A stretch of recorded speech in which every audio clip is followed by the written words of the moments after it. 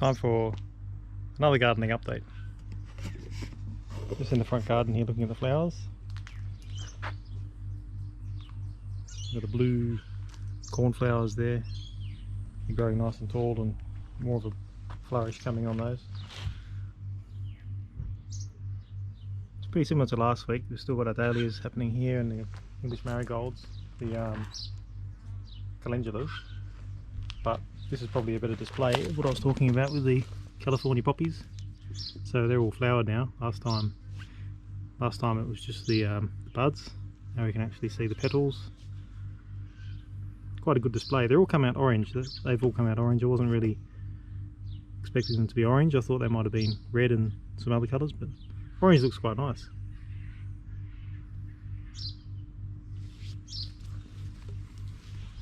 This is the foxglove. A lot of these flowers have died off now, but one thing I've noticed is it's putting out these side branches, so you're getting these lateral stems growing up here, and then there's more bell-like flowers coming off those. Overall there's actually there's still the 3 main branches, but we've got these laterals coming out, which is interesting. It seems like the flowering heads are moving down the plant.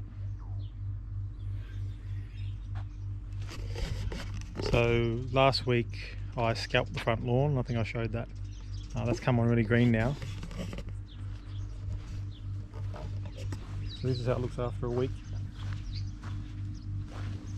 You can still see some bare dirt through there. Now this was scraped with a thatch rake and scalped, and this over here wasn't. So this hasn't been altered at all, it's just been mowed. The difference between a normal mow and the scalped grass. And I think in a week that's really greened up nicely.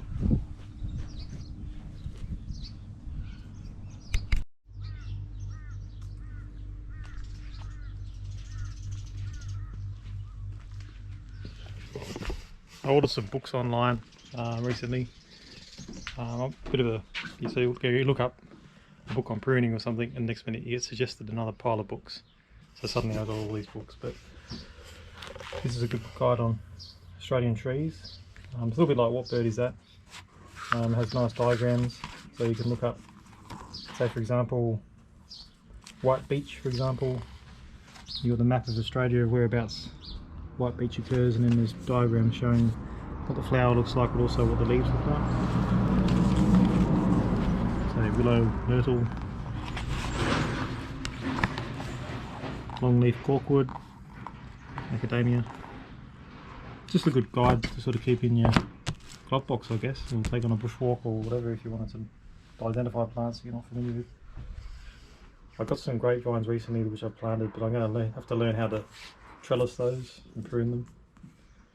So this is what this book was for. This is from the Royal Horticultural Society. And then it seems like a really good text. I haven't looked at it in detail yet, but like to me it seems like an exhaustive text on how to prune all different types of plants. So you can look up, say for example, magnolia, and it gives you tips on pruning and training magnolia and different types of pruning established shrubs, pinch pruning. So seems like a very good guide. Photinia, for example, so that's those there. My Photinias here, so it gives a guide on pruning those. Now I've got Photinia Fraseri, I'm pretty sure it is, which is the red robins. And then I ended up buying this Encyclopedia of Plants and Flowers, which has lots of photographs and diagrams.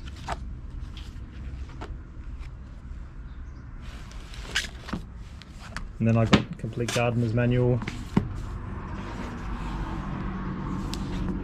growing Australian native plants from seed, because I'm trying to grow some bottle brushes at the moment.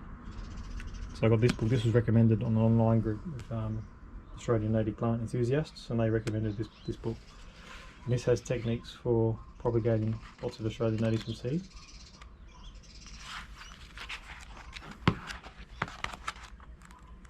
It's mainly text, but it's got some really good descriptions. So for example, here's for a Boronia in like smoke treatment. Was successful with, Boronia tenuis, resulting in about 60% germination You know, for bee alata, soaking seeds for 12 hours in diluted smoke water solution, heated to 80 degrees. So very, very specific. That book's very specific for natives, and a lot of really good experimental and experiential information in that one. And this one here, propagating plants, yet again, Royal Horticultural Society. They seem to be really good texts. So this is all sorts of ways of propagating plants. You've got bromeliads and aspidistras, doing divisions, taking cuttings, annuals and biennials, sowing seeds. So a lot of these things I know to some extent, but I'm hoping to get some more specific knowledge from these books.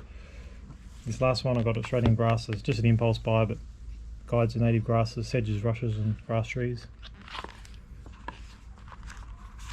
Some really good photographs too, just helps identify what they are. Anyway, bit of impulse buying to be honest. Let's go and have a look at the coffee trees.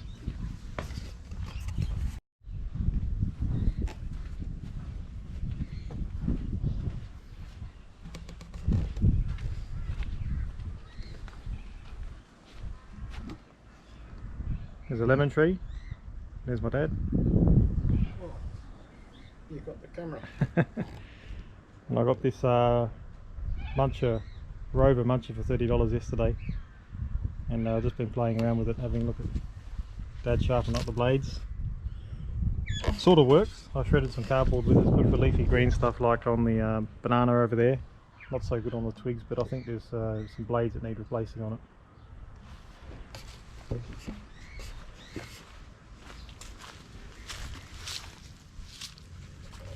So this is cat grass, and this is a Christmas present for someone's cat. These are my bottle brush seedlings, which I hope will come up. No luck yet, we'll find out if that works or not. Hence buying that book, Propagating Australian Natives from Seed. Pile of onions I've got to get in there. These are the hops coming on that I grew from seed about 3 years ago, and they're turning into very healthy rhizomes now, and this year they're tall than ever. So hopefully out of one of these three I'll get a male. If I don't, I'll have to start the process all over again.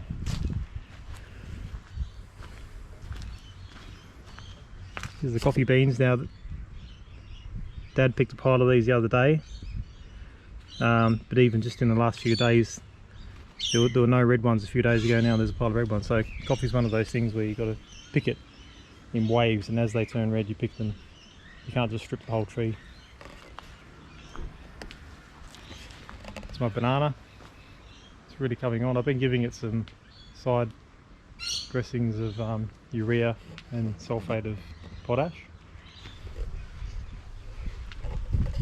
So another thing I'll talk about here is just this sugarcane. So over there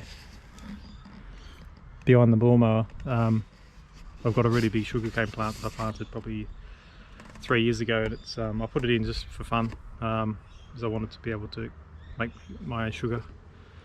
But I'm going to make a hedge out of it somewhere, so I cut all of that down last year. It's regrowing now. Every year it'll regrow, and I've cut about 50 cuttings, and what I've done is put it in a bucket here, and I'm have it sitting in water. I followed a technique that I found on 2 YouTube videos, and I'll link them in the description. But really good to see these new shoots coming out. So these are mainly working, that's great. So I'll have about 50 new sugarcane plants there, fingers crossed. Shoots have come up before the roots have come out, but I'm pretty sure they'll work. They're looking really good.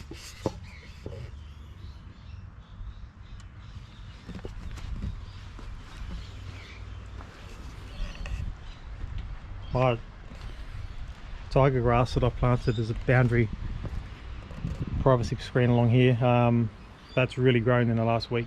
That's come a good 3 or 4 inches in the last week, which is fantastic.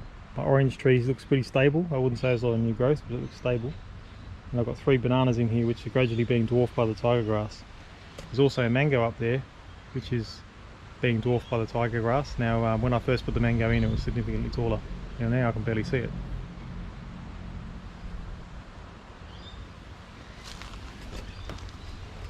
Here it is.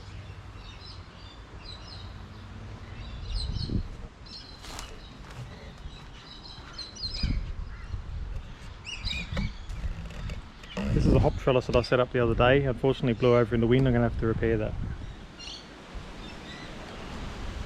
Grapevines, grapefruit, another grapevine. This is Kaffir lime, really coming on well. This was almost dead when I got it. Got this from someone's garden they weren't really watering it, and it was literally 2 leaves on the dead stick, and I brought it back to a fairly healthy plant. Last grapevine along this boundary here. Let's go and have a look at the macadamia. So I put a macadamia up the back of my wood pile. Don't normally plant things here, but this is a place where I can have a reasonably large sized tree that's not going to get in the way or get in the way of the view. It seems to have some new growth on it, which is really good. But I wouldn't say it's looking perfect. I don't know what's going on with the leaves here. There's a bit of a curl going on with the leaves, but overall it seems to be okay. It's been quite a lot of rain, but I'm encouraged by this new leaf here, so it's growing. But it looks to me like it's got something going on, maybe a bit too much nutrient. I did put a bit of cow manure in with it when I planted it. Maybe that's a bit too much for it. I'm going to have to learn a bit more about macadamias.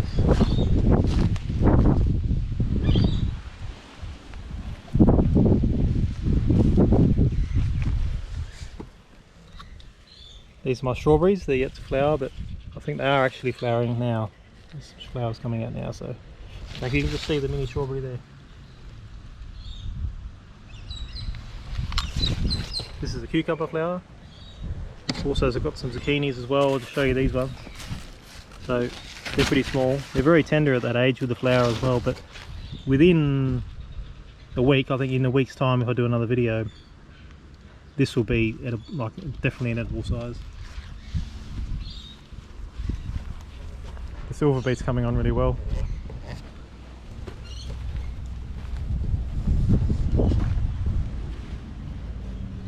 Thistle, I have to pull that one out, and I want them growing in the garden.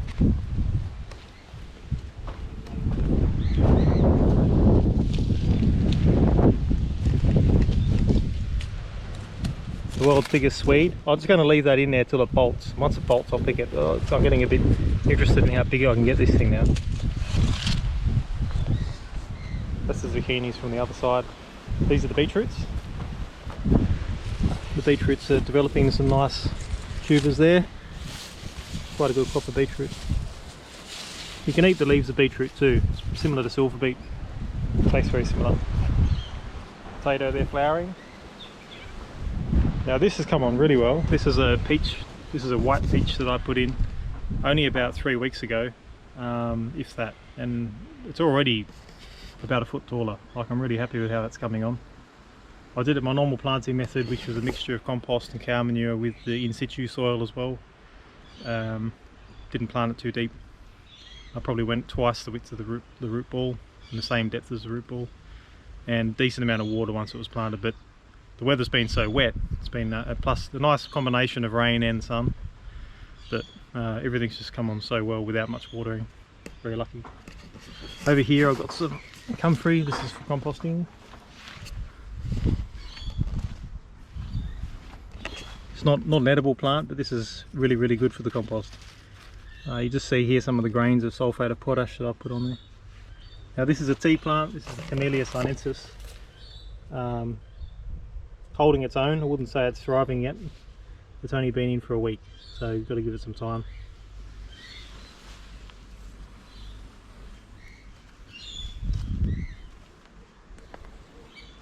Compost bins are quickly filling up. What I did here was add some cow manure to the compost, and what that does is just inoculates it with bacteria, but also adds composting worms and earthworms. Makes it all happen a lot quicker. It certainly doesn't hurt. All 3 bins are almost the same height at the moment. Doesn't take too many spring, summer and autumn mows to fill them up. So I think I'll get a fair bit of compost this year, and with all the rain as well, it makes everything happen a fair bit quicker. Here's an avocado. This one isn't looking as healthy as the other one. Now when I planted an avocado in the same position a few years ago, it died, and I thought it may have been due to overwatering, but I'm wondering if there's something else, maybe some pests in the ground or ants, or certainly not looking the best, that one, and it's not because of a shortage of water. And up here is the second avocado, which has probably had an equivalent amount of water, but looking much healthier.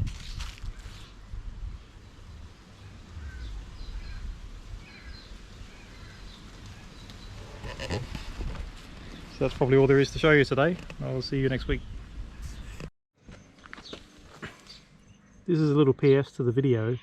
This is the evening now, about 6 o'clock, and I just filmed these California poppies just about 2 hours ago. But look at them now. Look at that. They all wrap themselves up, ready for bed. Isn't that cool? I didn't realise they did that, but when the sun goes down, they wrap themselves up. It's really interesting.